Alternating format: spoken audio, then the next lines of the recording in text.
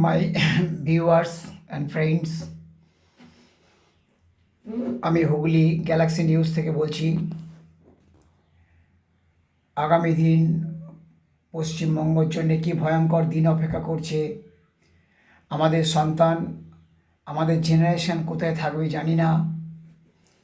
আপনারা দুটো ঘটনা দেখেছেন। বাংলাদেশ থেকে বাংলা ভাই আর একজন কি নামটা বলতে পারছি না, একজন আতঙ্কবাদী রাজাকার বাহিনীর নেতা, এক সময় যারা প্রচুর হিন্দু এবং মুসলমান উভয় পক্ষকে খুন করেছিল, তারা বারবার মমতা ব্যানার্জিকে তারা বলছে যে বাংলাকে ভাগ করে নাও, বাংলাকে স্বাধীন রাষ্ট্র করো, তোমরা ভারতের সাথে যুদ্ধ করো, আমরা তোমাদের সাথে আছি। মমতা ব্যানার্জি, আপনি পশ্চিমবঙ্গকে, সারা ভারতবর্ষকে আলাদা করে দিন, আমরা ওদিকে চিকেন নেককে কেটে দেবো।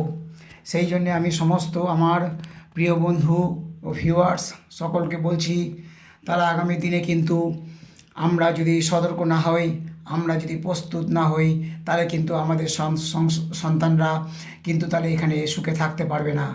আগামী দিনে পশ্চিমবঙ্গটা বাংলাদেশ হবে কি না, আগামী দিনে পশ্চিমবঙ্গটা আফগানিস্তান হবে কি না, সেটা আমি বলতে পারবো না, সেটা ভবিষ্যৎ বলবে।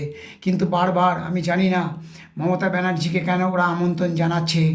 যে মমতা ব্যানার্জি এক সময় সারা ভারতবর্ষে সততার প্রতীক নিয়ে সারা ভারতবর্ষে পশ্চিমবঙ্গের মানুষকে সিপিএমের হাত থেকে মুক্ত করে সুশাসন দেওয়ার প্রতিশ্রুতি নিয়ে এসেছিলেন, সেই মমতা ব্যানার্জিকে ওরা ওরা কী ভাবছে জানি না। না মমতা ব্যানার্জির সাথে ওদের কোনো সম্পর্ক আছে কি না সেটাও আমি জানি না। তবে এটা বলবো যে এটা কিন্তু শুভ নয়, এটা কিন্তু খুব ভয়ঙ্কর।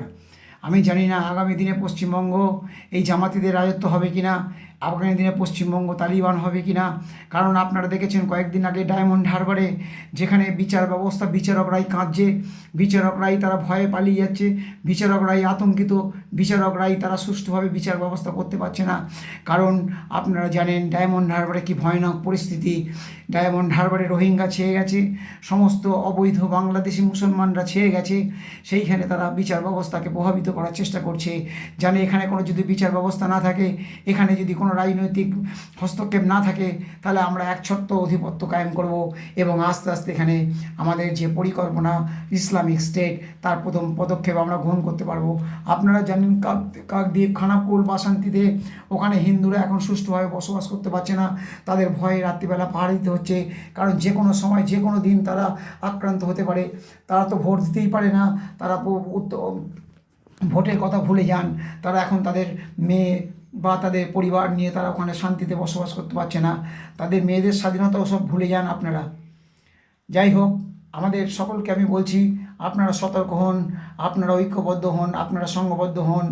আমি এই বলে সকলকে আমি অনুরোধ করছি, আমার Hooghly Galaxy news channel subscribe করবেন, লাইক করবেন, তাহলে আমি নতুন নতুন ভিডিও নিয়ে আসতে পারবো।